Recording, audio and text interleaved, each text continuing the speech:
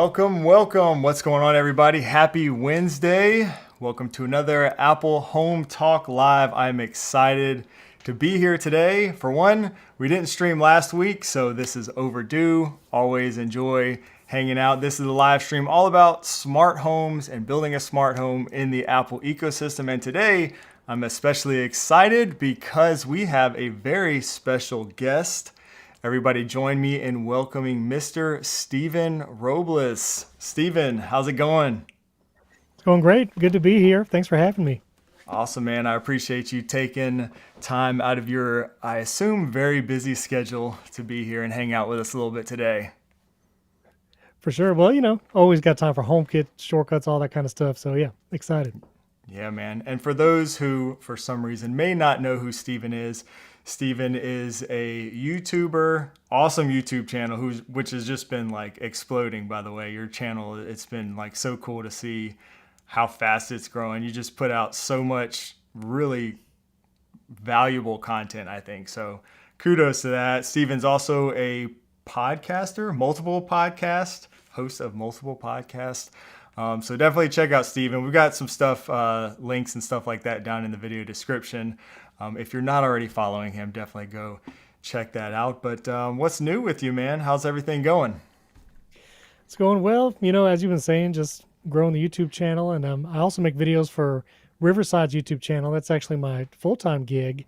And so I make videos there about podcasting and gear and live streaming and stuff. And so, yeah, just doing it all. Plus, I got 3 kids and kind of the end of the school year, some events still going on. So keeping busy, but it's all good stuff. It's great.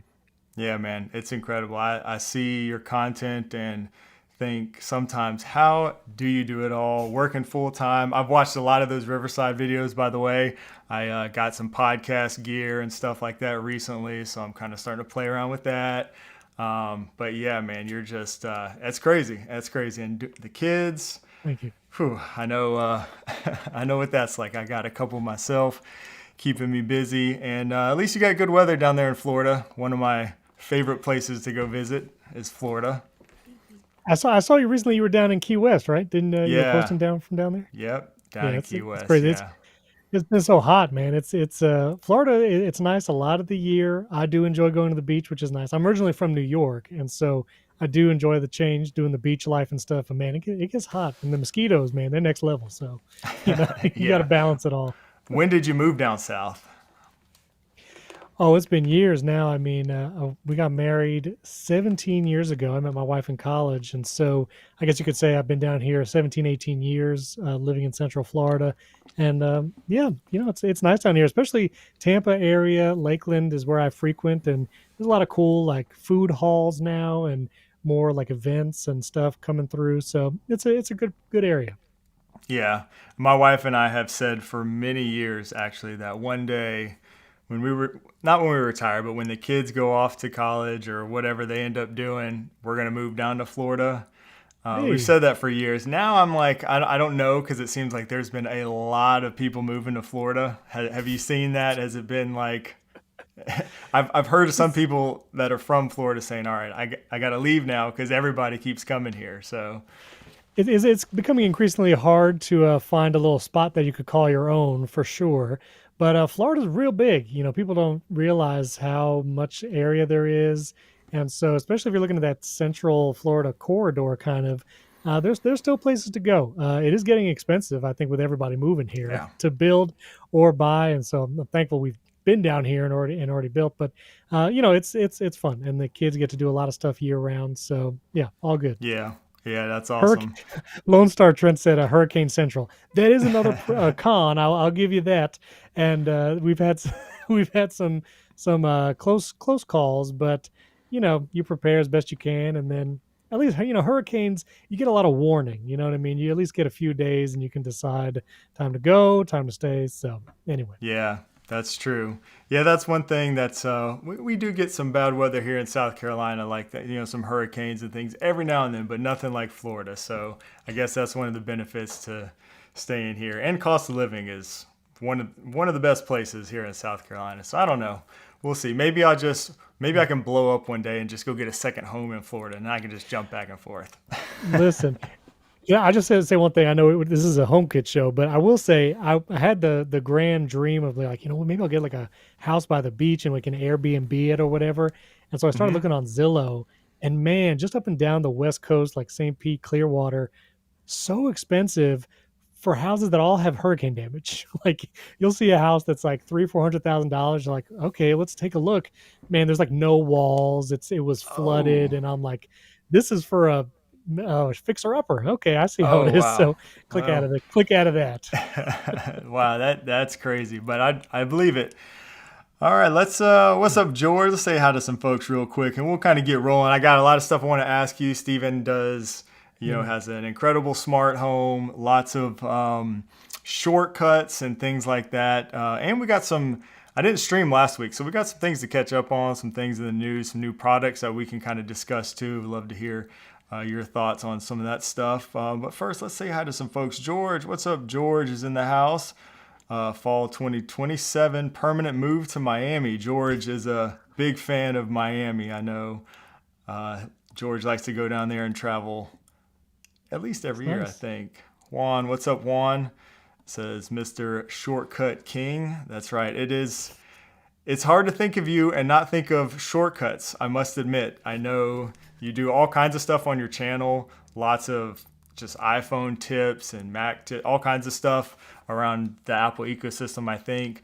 But yeah, you do a lot of shortcut stuff, which is cool. How would you explain your channel, maybe for anybody who hasn't seen your content? It's funny. I think if you want to, I will say my channel has grown fast relatively, and so I've been thankful for that. I think you could always grow faster if you're very predictable, and that's one of the things about my channel. I didn't want to just be pigeonholed to just shortcuts or maybe just tech reviews, and so I do a variety of things on it. Some of it's smart home, a lot of it's shortcuts, and so I think sometimes my views aren't as consistent because of that. But I have a lot of videos that are evergreen and people come back to, and so shortcuts has become a backbone of it. Just because I've learned from Matthew Casanelli and Federico Vitici and those guys, they're really the ones that spearheaded and are experts in it. And so I've did some basic getting started on shortcuts, but the real magic is I was able to develop this community, and people have responded with requests like, can you make this kind of shortcut, that kind of shortcut? And so now one big part of the channel, I'd say maybe a third, is me just making shortcuts that people have asked for. And people have brilliant ideas like, pilots who want to be able to do flight logs, or someone who wants to be able to rate restaurants that they visit when they travel.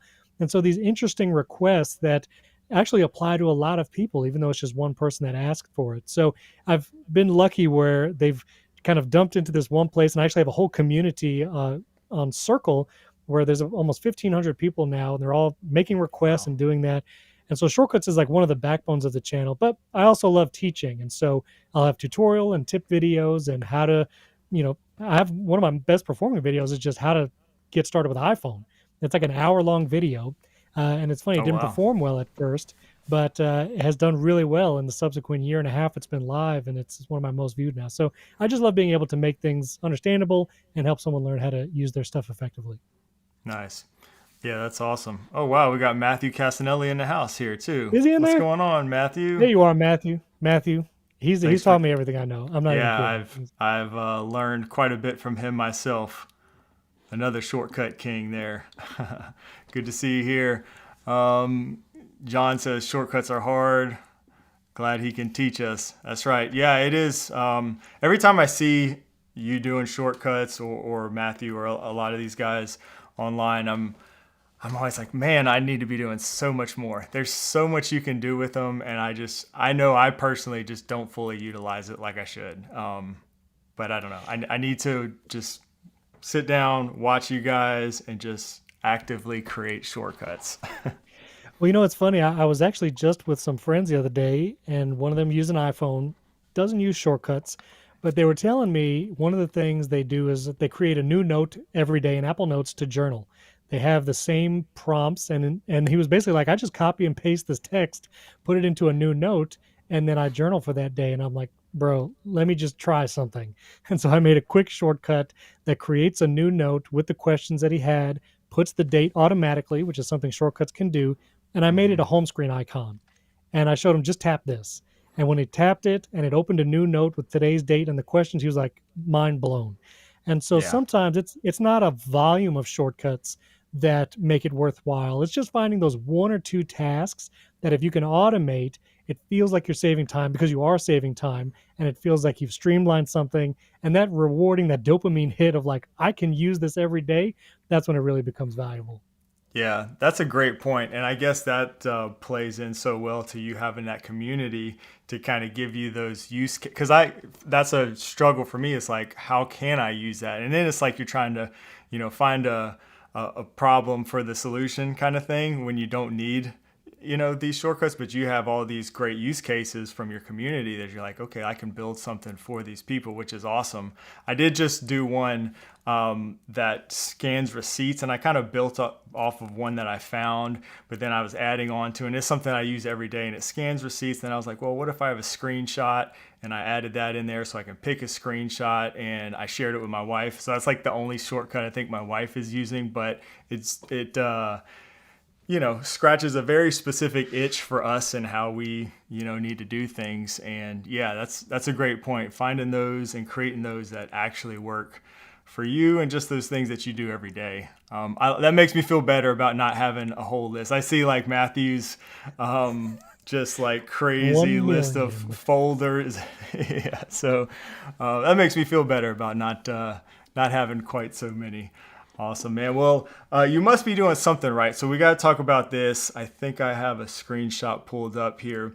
I saw, were recently invited to WWDC 2025, which is less than 2 weeks away now. So congratulations. Yeah, man, thank you. It's a huge deal. I've obviously watched every dub for years, and I've had a little more contact with Apple as the channel has grown. I've gotten a couple review units and stuff like that, but being invited to dub was kind of like the piece de resistance of like, have I made it kind of thing. And so it's really validating personally, but I'm also very excited to cover it on the ground, meet so many people. I think I'm going to meet Matthew there, Casanelli, and just meet these people that I've followed for years, that I've talked to. And actually, I've never been to Apple Park either. So just getting to be there in person is going to be a huge deal. Yeah, that's very exciting, man. That's so cool. I can't wait to see, your journey and your experience there. Hopefully you'll be sharing it on all the Oh, yeah. platforms. Is there anywhere in particular where people can kind of go and watch this process? I think I have an Instagram, and it's my smallest following of all my social platforms, but I'm going to post stories there. And of course, Okay. I use the Croissant app, which if people aren't familiar, I do try to post everywhere, and that can become very difficult. But the Croissant app, you can post to Threads, Blue Sky, and Mastodon at the same time, and it works really, really well. You can share photos and videos and everything. And so I typically just croissant to those three, and then I'll post to Instagram, and we'll just go from there. Obviously on Gotcha. YouTube too.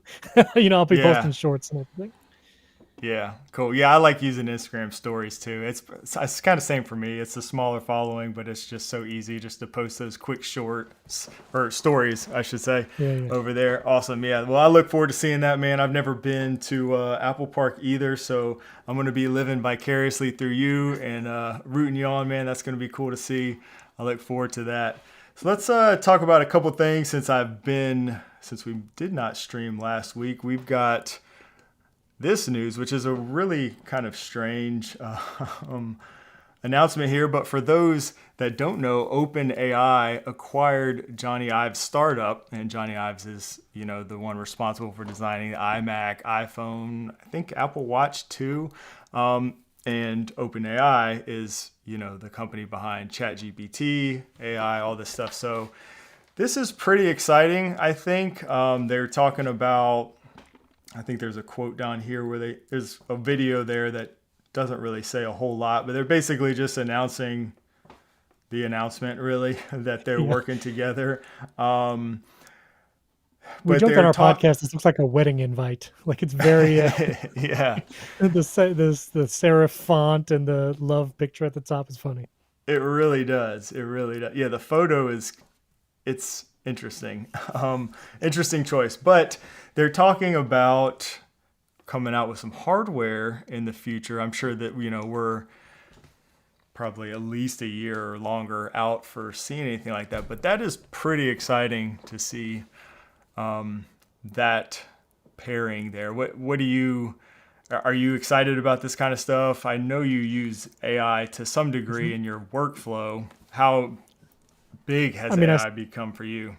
still got this guy Oh, right here, the there you Humane go. AI pen. I was one of the three people who was silly enough to buy it. I was interested in AI gadgets. I have the Humane Pin, the Rabbit R1, both of which are useless. But there was one AI device. It was a sponsored video on my channel, but I actually do find it useful. Is the Plod AI? You can wear it around your neck, your wrist, or they have a card type thing. You can put in a little MagSafe sleeve for your phone, and it basically just records and transcribes whenever you tap it. And that was the first use case, personal use and professional, where I was like, okay, just having something that discreetly records, maybe it's an important meeting or whatever, getting that transcript and extracting the information out was really valuable. And so I still think that there is a space for that third device that like Johnny Ive and Sam Altman are talking about. They said in their announcement it would be the third device on your desk next to your MacBook and your iPhone. So I'm glad that they're not saying this is going to replace one of those devices like the Humane AI Pin did, and it clearly did not replace anything. Hmm. But it would be curious the form factor, how is it going to work with the hardware? Because obviously it's got to work with an iPhone and Android. They're not going to make a phone. And are they going to make something with a screen? And I think some of the rumors were they might be making two devices, one screenless, like a pendant, and one with a display. So I'm curious, and I'm excited. I'm excited to hear Johnny Ive announce something in a British accent, and to try it, even if it is foolhardy. I want to see what it does. Yeah, me too. It's really interesting to see this whole AI race that's going on. It's a very exciting time. I feel like to be alive and be just interested at all in tech. Um, Meanwhile, we've got Apple, trying to catch up, and we'll see how that goes. WWDC coming up here very soon. Alex says celebrating 30 months of membership. Thank you, Alex, for being a channel That's member for awesome. so long. Says my two favorite YouTubers. Thanks for Oh. everything. Love your t-shirts. Oh, awesome, man. Thank you. I appreciate that, Alex. Good to see you Is that no here. response one of your shirts? That no response thing? But yeah. I just came out Yeah, with some new merch. It'd been quite a while since we did that, so you that's know, awesome. if you know, you know. Very I good. think Okay. we've all probably been there a time or two in this chat. I think. Let's see. Next, a couple of new products wanted to share, and then I definitely want to ask you a little bit more about your smart home, Stephen. Um, but first, we got Aqara partnered. I was interested to see this because smart shades is one of my favorite things in my smart home, and Aqara is partnering with a company AOK, which I'm not familiar with, but they're going to be delivering Matter-enabled motorized shades globally. And I think they're going to have indoor and outdoor shades available. So this is pretty exciting. Oh, yeah, here we go. Awnings, curtains, Venetian blinds, interior blinds, pergolas, screen blinds. So this is pretty exciting. So this is something we can look out for in the future. And it says they're going to be utilizing Aqara's multi-protocol module for Matter. So I assume that means they're like Zigbee or Thread. They've been putting Zigbee or Thread in a lot of their products lately, which I think is pretty cool. I like that. I wish, more products had the option or would give the consumers the option to choose the protocol. I understand it probably makes things a little confusing for some people, but it is nice for those who want it. So, anyways, all that to say, I'm excited that Aqara is going to be making some smart shades. I mean, I have so much Aqara stuff, and when it comes to HomeKit brands specifically, I always trust them, for their stuff. 'Cause reliability and usually value and cost is really good with Aqara versus competitors. And like you, I love smart shades. I got Eve, Smart Wings, Zemi Smart, Canasteo, and I think one other one. And it is confusing when you order smart shades now because if you get to that motor section, a lot of times it's like, well, do you want Zigbee? Do you want HomeKit with Thread? Do you want Matter with Thread? And right there, it would be like paralysis of choice. Well, Matter with Thread or HomeKit with Yeah. Thread, and we'll talk about our smart homes in a bit. But because I'm just exclusively HomeKit, and I really never plan to get a non-HomeKit Matter controller, I still default to HomeKit with Thread rather than Matter with Thread. I'm curious, do you make that same Interesting. decision, or how do you do it? No, nowadays I will go with Matter usually if there's an option. I mean, I think Smart Shades is probably one of the few cases where you kind of have that option. Most, Yeah, yeah. most devices you just kind of get what you get, I think. So I do still use some devices that are exclusively like HomeKit over Thread, no Matter support.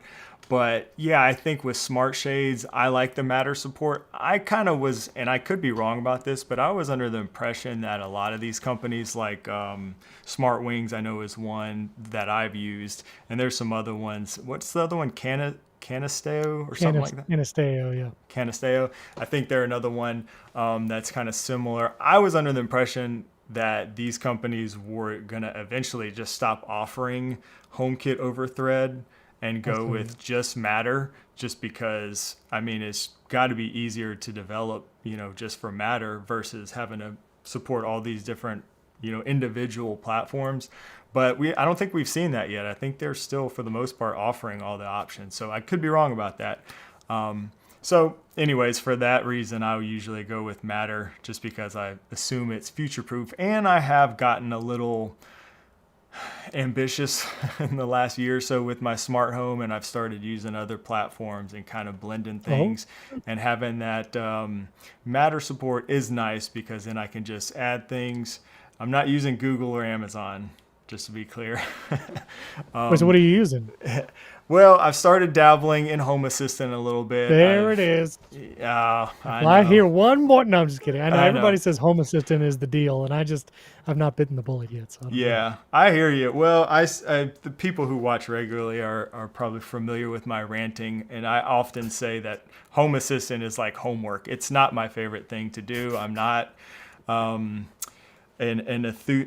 enthusiast necessarily, but I also but it is good for some things in my setup, so I do still use it, but it's not like my primary driving force. I also like using Homey Pro, so I've kind of just been using all these things, and I've sort of come to this place where I'm just taking certain things from different ecosystems, or however you want to call it, to get the best setup that works for me. So anyways, Matter is nice because with Matter, I know I can add it to all those ecosystems at the same time, So you have options that way. Yeah, that's good. That's probably wise. Yeah, well, we'll see. One day, it's a natural evolution, it seems like. One day you might, I don't know, I say you might get bored and then try out Home Assistant, but I don't think you're going to get bored anytime soon. It sounds like you stay pretty busy. I know. It's tough because I've as like you asked before, what is my channel about? I try to figure it out all the time, and so I'm bouncing like, oh, these headphones just came out. I should review those, and then I got these and the iOS updates, and so I haven't done a lot of HomeKit stuff recently. Although I will say I have, I don't know. Let me know if you've heard of this lock.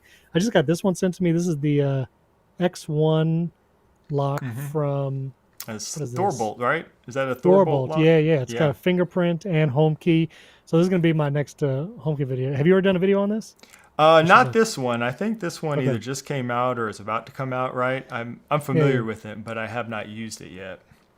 Yeah. So that'll be my first HomeKit device in a while, just because it's hard to balance it all. But yeah, I always I look at your videos and then Eric Wiellander when I'm about to do some HomeKit. Like, let me make sure I'm on point on here because you guys go in on it in detail. So Yeah, yeah. we go a little deep sometimes. Yeah, But that's good. I Thorbolt mean, it's is. needed. It's needed. Yeah.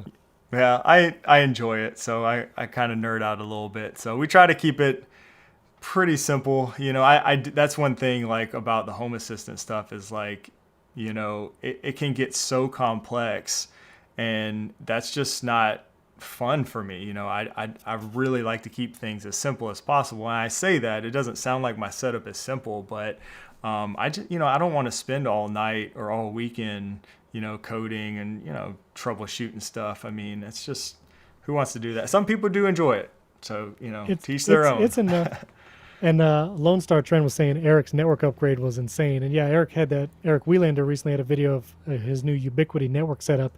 I am jealous of it. I did see that, and it looked amazing.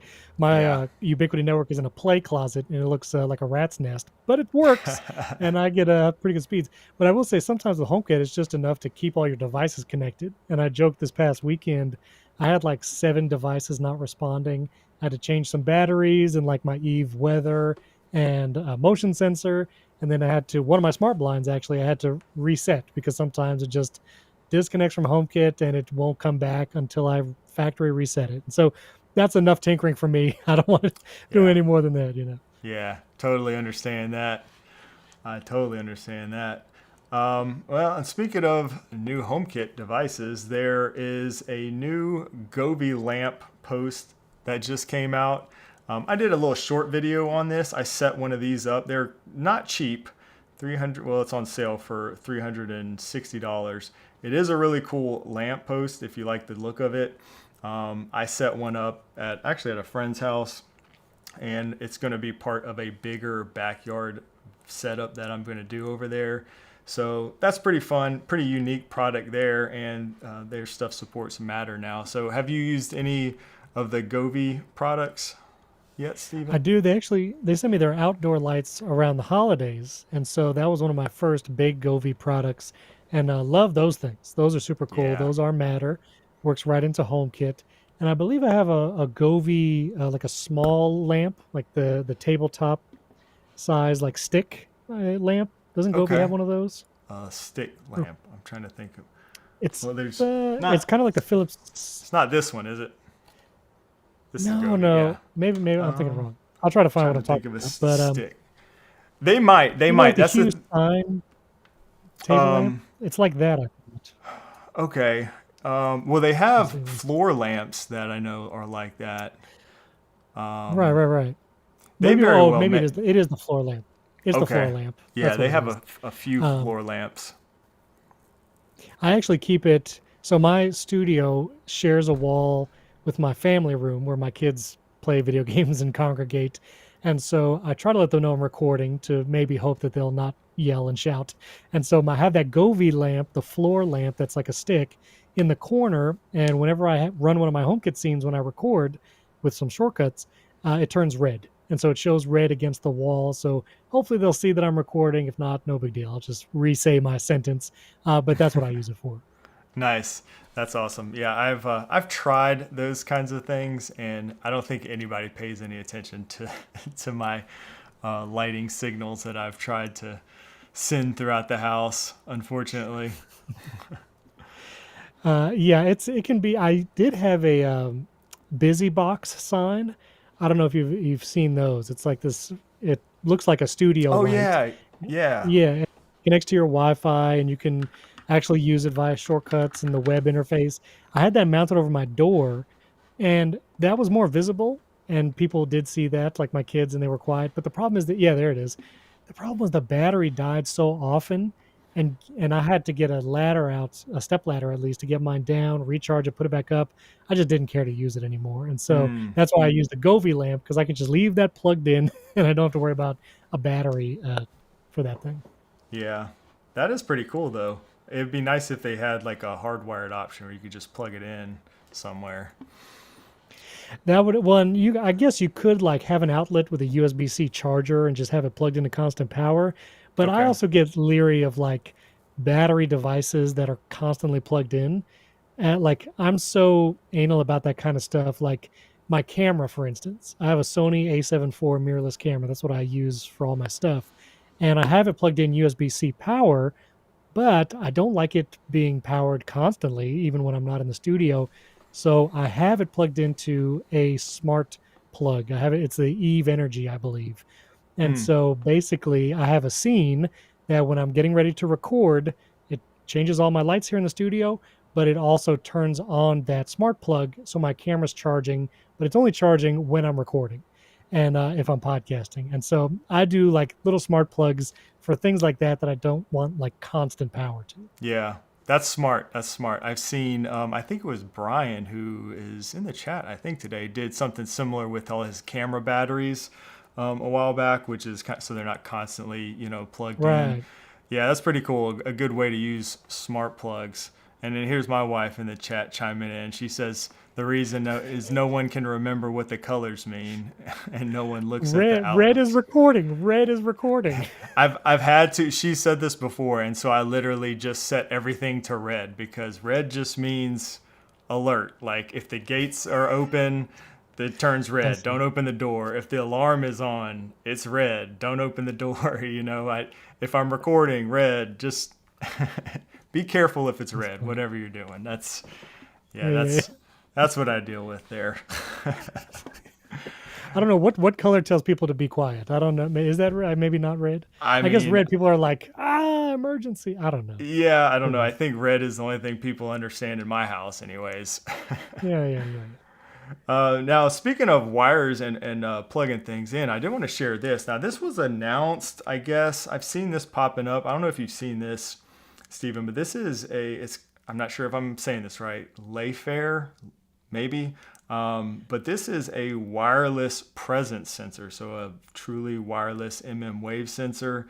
And I don't think it's out yet. It says coming soon, but this is pretty exciting. I wanted to share this because I get asked all the time. It's Aqara who has a wireless millimeter wave sensor supposedly coming sometime this year. It was shared at CES. And myself and I think a lot of people kind of just assuming that Aqara is going to be the first ones to do this because of that announcement. But this right here looks like an option. And what's cool about this, that I scroll past it, is that somewhere in here it says that this can actually be plugged in or you can use it with batteries. So yeah, so the sensor features a wireless battery power design. I thought it That's said pretty somewhere. sweet. Yeah, so and it utilizes matter over thread, which is pretty awesome too. So yeah, So I'm I looking still forward to that. remember. Yeah, I have the Aqara presence sensor, the millimeter wave, and I saw your video, which was mind blowing because you like sat down in one seat and the lights would change with the automation. You would move to another part of the room and it would change. And I tried setting it up that way, and it was a little too confusing for me to do it in the Aqara app.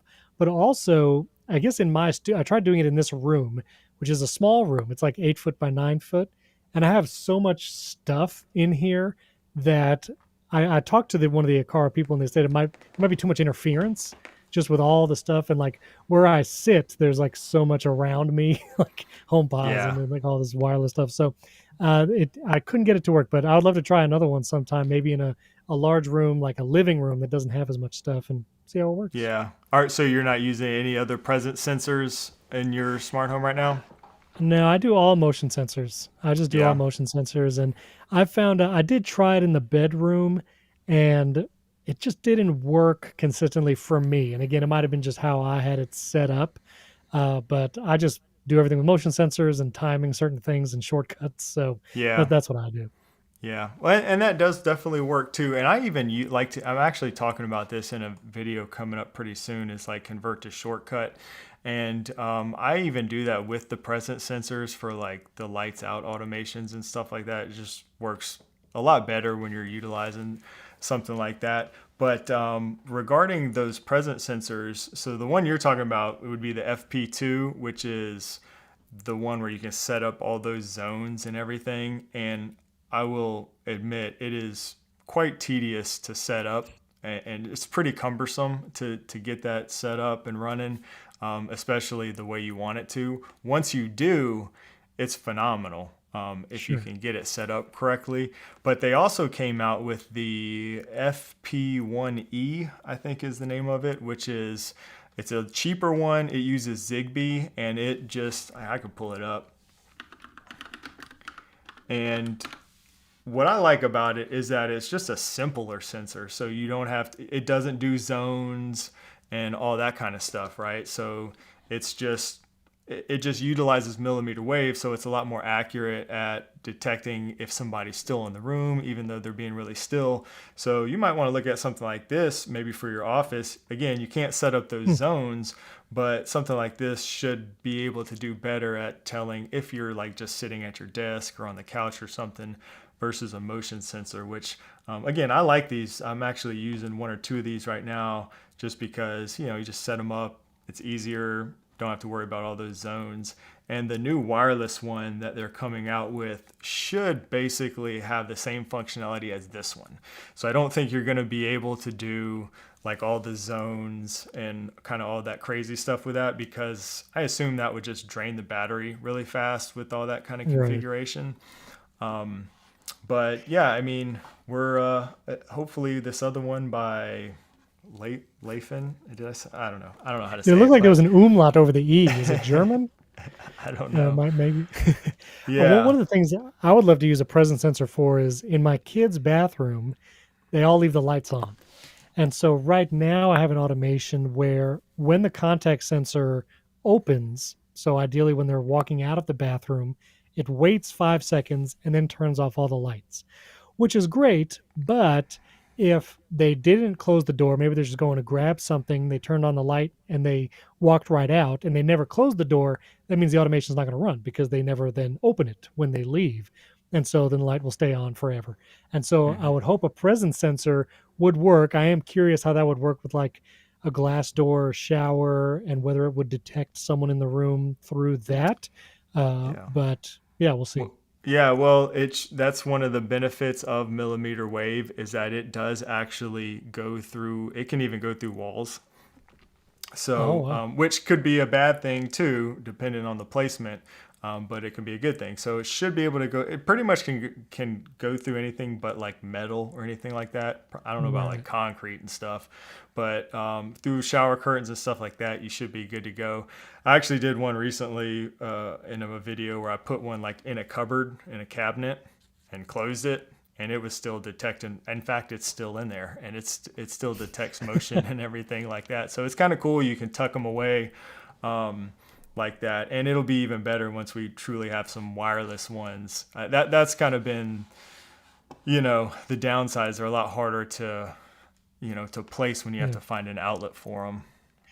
Dave 2001 was saying Meross has a presence sensor. I didn't realize that. Meross Matter Smart Presence Sensor, $33, and it is I didn't realize that.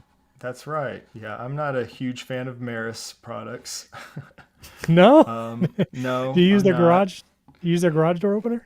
I don't. No, I don't use their garage door opener anymore either. I did for a while, but that was actually the only Meross product that. And I don't know. I try not to badmouth anybody. But did you have like unreliable, like bad experience with some accessories? Yes, there's more to it than that. Okay, never mind. Well, you don't have to get into it. We're here. I don't care. We can get into it. So this is the presence sensor he's talking about, and is this wireless? I haven't used. I don't. Maybe they're showing it as if it is wireless. Yeah. I don't know how well it works. Okay, if anybody has used this in the chat, let us know. But I'll tell you why I don't like using Meross stuff, among other things. For one, their stuff just has not been very reliable in my experience. But for two, they have had, let's see if we go to the homepage. People in the chat are saying we don't speak that name around here. Brian Essler was saying. They have I didn't realize y'all in the same, I get it, okay. I don't know why it's coming up, showing up like George that. George Langenbeer said he's boycotting Meross in your honor. Yeah. Man, I don't know what happened. I missed all this. So here it is. So on their homepage, they have this quote with me that I never said. I would have no problem. I would have no problem with it if this is something I said, but I never said this. It was made up. I've asked them forever to take it down, and they haven't. So that's it. Whoa. But we try to keep it positive here. We'll move on. But that's why. Okay, I got it. Literally the only Meross product that I was using though, because I just didn't have the best experience with all the ones I've tried, was the garage door. And it was every now and then it would go offline. So I finally switched to another one and it's been rock solid. So yeah, I don't have any Meross products anymore in my house. And which I saw your video on it, but what was the model that you switched to? Garage door opener? It's the Tailwind. It's called Tailwind. I And think is the it website's HomeKit or Matter or yeah, they support like everything. So interesting? I think everything. This is the one right here. And this is like pretty much all they do. And you see They this. have every badge on their website. Yeah, right. That's hilarious. Yeah, they really do. Okay. Okay. And yeah, it works with Home Assistant, it works with pretty much everything. And one of the cool things about this one that I wanted to test, for one, it's built like a tank. This thing is like, that's the sensor right there. So every other smart garage door that I've used has just a little cheap plastic sensor. This thing Little is janky like, sensor. Yeah. yeah, this thing is like industrial. Oh. It's solid. But they also have these little vehicle sensors that you can put in your car, which is pretty cool. So like if you have multiple garage doors, multiple vehicles and stuff like that, and you can create automations that, will open automatically when you come based on the sensor and everything like that. And that's the only company I think that I've seen that has anything like that, which is pretty cool. So, and it worked really well in my testing. We don't really use the garage much for like our vehicle. Well, we don't park at all in our garage. So I Awesome. tested it for a while and it worked really well. And I think that's a good option for, a lot of people. So it's just the $90 and that's everything you need. You got the sensor and where is there like a controller or like a hub or something? No, it connects over Wi-Fi. And but that's the whole thing? Like what Yeah, like it's this little box right here that okay. similar to the Meross or the other ones, you plug this into I guess your garage door opener wires plug into this. This right here is the sensor for the door, so you route that cable right there, so it is hardwired Right. into this, which is kind of like the Meross one, Yeah, yeah. and yeah, and that's all you need, and it Okay. yeah, supports Oh, HomeKit natively. It's been rock solid. I think I have a discount code that doesn't expire. That's like, I think 10% off. So if I can, I'll find that and I'll put that in the description down below if you or anybody is interested in getting one of those afterwards. yeah. Save a few bucks. Yeah, I Uh, might get that because I mean, misquoting you is a big deal, but I've had Maris since I moved in. It's about 3 years, and it's good. It's like 85% of the time. It's like good, but yeah. it does sometimes disconnect, and I understand it's through like cinder block wall, and so it's having to communicate over the Wi-Fi. But if this thing you're saying is solid, I might make the switch. Yeah, I've had a good experience with it. And I've heard a number of like channel members and stuff who have said good things about it too. Everybody seems to be pretty happy that I know.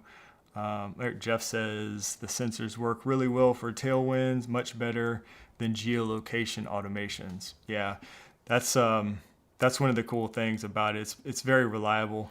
I was using like automations for which use your phone. And even still, it's kind of like workarounds with HomeKit you have to do with some of that stuff. But I was using some automations. I think it was like around COVID, and when we really started walking a lot. And every time I'd walk on like other streets around the neighborhood, my garage was like going up and down because I'd be like one street over, and it was so I'd come home and my garage door would be open, and vehicle Mm, sensors solve that because you have to be in the vehicle, moving around. So, yeah, little got things you. like that, are nice. That's cool. Okay, I'll check it out. Next up, real quick, we'll share Homey Pro Mini is officially available now. They've officially launched this. It's really pretty similar to the Homey Pro, it's just cheaper. So this, I think, is a good option for people. That was one of the bigger holdups with Homey Pro is $400. This one here is half the price. And you get, as you can see here, most of the stuff. You don't get Z-Wave, Bluetooth, infrared, but pretty much other than that, I mean, you can get access to the advanced flows, which is what I really like. So yeah, I just wanted to share that because I think some people may be interested in Homey, but have always been a little held up with that price. And Yeah. then SwitchBot also just released a new lock.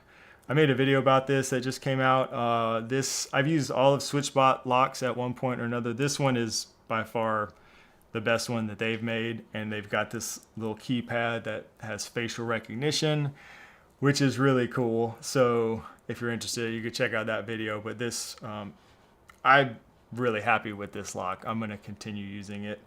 And speaking of SwitchBot, they also have the Hub 3, which is now available actually, which I thought it was not coming out just yet, but it is available. And I've been testing that also, and I'll have another video on that pretty soon. But yeah, that's some new products there. Do you use any SwitchBot stuff in your house?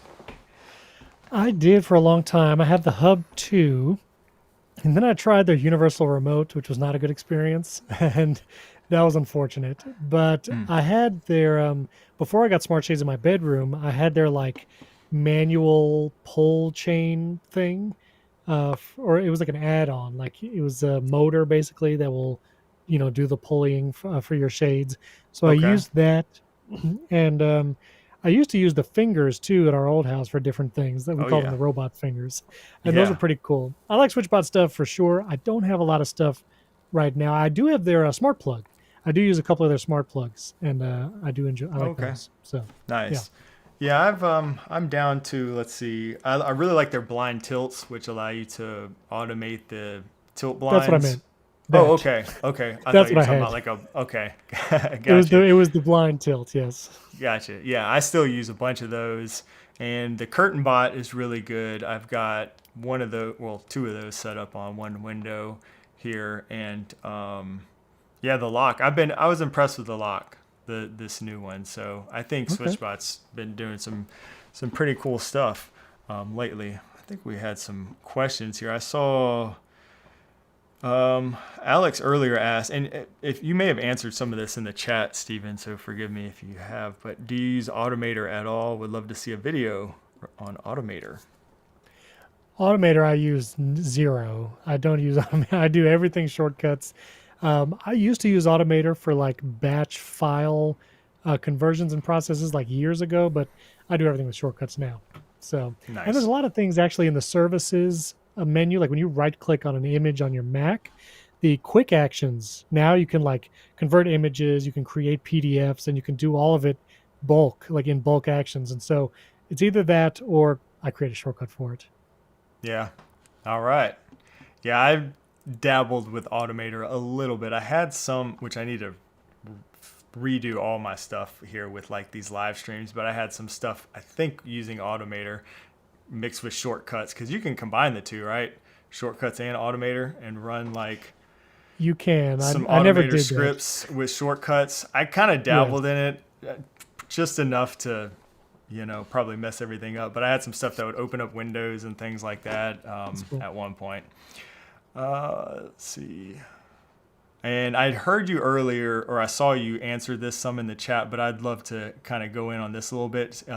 Mike asked, have you tried creating detailed shortcuts using ChatGPT? So I'm not sure if he's means, using ChatGPT to generate shortcuts or if you're utilizing ChatGPT in shortcuts. But either way, how are you utilizing ChatGPT in regards to shortcuts? Yeah, I do both. And this was again, if Matthew Castanelli's still out there, he's the one that told me like it can really help in certain areas building shortcuts. So I use ChatGPT, especially if I'm trying to integrate an API or if I'm trying to do things like match text and figure out dictionaries, because I had no idea what a dictionary was or how to use it. And then I realized, well, I don't need to because ChatGPT knows how to do it. And so one of the benefits of my member community, when you pay to be a member, I actually have a shortcuts GPT that I've been training on different APIs. And so it's starting to understand more how to use those. And so, an example, someone wanted to have an automation shortcut that lets them know if there's weather alerts in their area, like severe weather alerts. So, the National Weather Service actually has an API that you can just pull that information from in different formats. And so, I actually used my custom GPT I pointed it at the documentation for that API. I said, figure out how to use this. And then I asked it, if I want to pull this information, how do I do it? And ChatGPT gave me the steps on how to use the get contents with URL action, what to pull from the dictionary values, and it worked. I did the same thing with the movie database, which has an API that you can use. And I created a really cool shortcut that you can search for a movie, pull up the choices in movie database, click one, it'll show you where it's streaming, and then create an Apple Note with all that information and the movie poster, so it looks nice too. So you can use ChatGPT. It is limited where sometimes it thinks there's shortcuts actions when they're not, or it thinks that some exist that they don't. So I would use it for very specific reasons, like how to figure out how to use APIs through some service, how to use the match text action, which is very powerful when you combine that with like pulling HTML from a website, and then also dictionary actions. So that helps me build shortcuts. And then I have lots of shortcuts that have ChatGPT within them. A quick example, ChatGPT, if you can't figure out how to pull the data you need from something, whether it's an image or a bunch of text, a lot of times I'll just put an Ask ChatGPT action in the middle of the shortcut, ask it to pull the information, pass it to the next action, and then the shortcuts can go on from there. One example, when I think it was the Samsung S25 event, there was like the circle to search feature where you can have a picture, you search to something in the picture, you circle something, and then the AI tells you what that is. And I'm like, I think I can do that with shortcuts. So what I did was I created a shortcut that takes a screenshot, allows you to mark it up so you can circle something in red, and then it sends that image to ChatGPT and says, whatever is circled in this picture, tell me what that is, or if it's an item, tell me where to get it. And so there's this long prompt that will parse whatever it is that was in the picture, and then I pass that through the shortcut, and you can basically have circle to search through a shortcut, which is really cool. So yes, I Wow. use to make shortcuts and in shortcuts. Wow. That's crazy. That's super Also, yeah, creative. also for summarizing too, just real quick, like for my podcast, Primary Technology, we do a weekly podcast, and to automate the creation of show notes, ChatGPT is crucial in that. And what I do is I have a Safari tab group where I have all the articles we talked about for that day, like you've been doing here in the live stream. I copy the links, I run a shortcut, it formats all of that for the show notes, but then it also will show me a menu where I can check three of those articles that I want to base the title and description of the podcast around. It sends that to ChatGPT, and this is all in the shortcut in the background. I asked ChatGPT to formulate a title and description based on those articles. And then at the end, it spits out a bare note with the podcast episode title, description, and then all of my show notes already formatted so I can just copy and paste into my podcast host. And I still massage it a little bit, tweak the title a little bit, tweak the description, but it gives me a huge head start and saves me a ton of time. That times every podcast episode I do, it's a big deal. Wow. That is impressive. Yeah, I need to start doing some chat GPT and shortcuts. I definitely am inspired to play around with that a little bit. I've been using chat GPT and AI, just different AIs, a lot more lately in my workflow, but it's still, you know, very segmented, if that makes sense, you know, and When utilizing it, shortcuts sounds awesome. Well, and one other quick use case, I've had a lot of people ask for like a brain dump shortcut where they want to be able to just talk to their phone for a while and then it does something with that that works well. And so you can have the dictate command in a shortcut. You can talk to your phone for a while. You can change it to stop listening on tap rather than when you pause. This way you don't have to worry about it cutting you off. And then when you stop it, it sends all that dictation into ChatGPT with a prompt, and it says formulate this into bullet points, to a summary for my brainstorming, and then put that into an Apple Note. And now from your brain dump, just talking at your phone, you have an Apple Note formatted nicely with the pertinent information, your ideas, your brainstorming, and it's just kind of cuts out some of the steps of rather than going to the ChatGPT app, talking to it for a while, then copying that Yeah. into a note and all that kind of stuff. Yeah, which is kind of how I'm doing it now most of the time. That's awesome. Really cool. Right. Really cool. That's inspiring. So tell us, how are you using shortcuts, or it's really interesting to hear, you know, shortcuts and ChatGPT and AI, because I've also heard a lot of people using AI and ChatGPT with their smart home. These are usually people who are really deep down this rabbit hole and are doing like home assistant crazy stuff. But are you using shortcuts or ChatGPT or any of that stuff in terms of, working with your smart home in any way whatsoever? Not ChatGPT or any kind of AI. I don't do that. But I do combine some shortcuts with HomeKit scenes. And a prime example is my recording video shortcut. And so the shortcut, what it does is because I film my phone screen a lot because I'm doing iOS tips or shortcuts or whatever, what the shortcut does, I'll try to run it here live on camera. And so when I run it, it goes over to the settings app and I can put auto lock as never. And then it goes over to my accessibility settings because I want to scroll all the way to the bottom and turn off auto brightness. So now, and as you can see, it also put my phone in dark mode and set the brightness to the exact percentage that I want for when I film this on camera.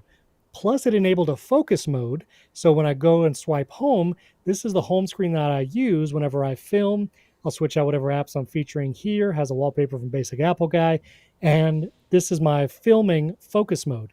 So now my phone is ready to be filmed. The screen's never going to turn off. The brightness is never going to change. And I can record for an hour doing a shortcuts video and I never have to worry about it. And then built into that shortcut is my HomeKit scene for filming. And so behind me, I have Philips Hue lights. That's all the blue lights behind me. I have my Eve flare. That's the glowing orb behind me. And all of that is in HomeKit. And so I have a bunch of scenes here based on the colors. So if I wanted to do a purple video, I just click a button and now I'm purple. And I have a bunch of other colors programmed. Like if I want to do a yellow or a pink, here's my teal color.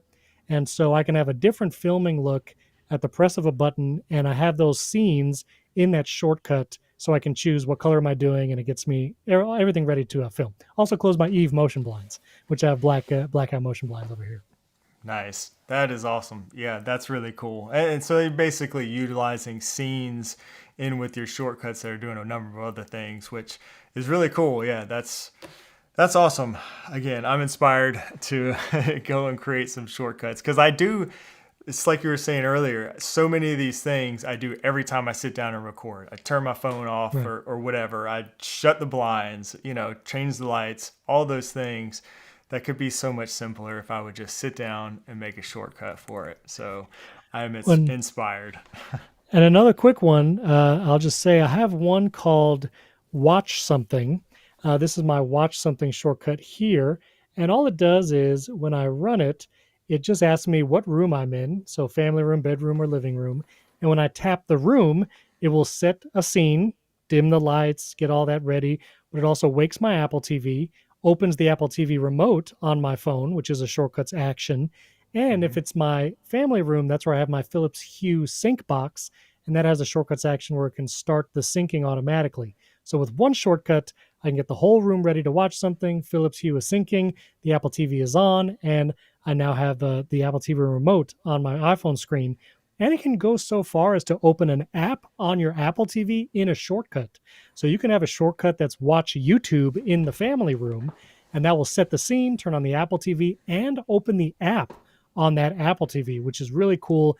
Even if you have like a business or corporate setting, maybe you have a shortcut that opens up whatever like a display scrolling slide app that you might have. So you can do some really powerful things there with Apple TV too.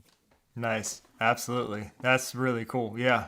Good advice there. And Bold Farm says if you have to do something manually 3 to 5 times, it's time to start That's thinking it. about automating it. That's I it. agree. Awesome, man. Very good advice. So we will leave on this. I want to ask you, actually, Baba isn't trolling, ask you, but I'm curious too. What would you like to see at WWDC? You get to go in person this year, as we discussed earlier, which is very exciting.